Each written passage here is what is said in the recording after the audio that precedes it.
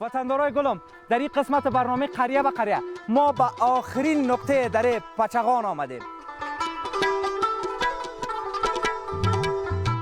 این قسمت اگر اشتباه نکنم شما گندم از ترشل میکشید. گندم از ترشل میگم.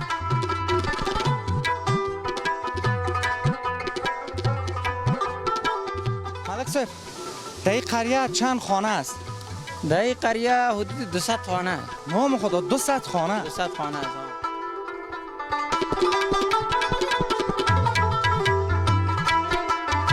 وطندارای عزیز، یگانه چیزی که در نجراب من از یاد خوشم آمده یکی آب نجراب است، یکی این دروازهای چوبی است که بسیار مقبول حکاکی شده. شما ببینید.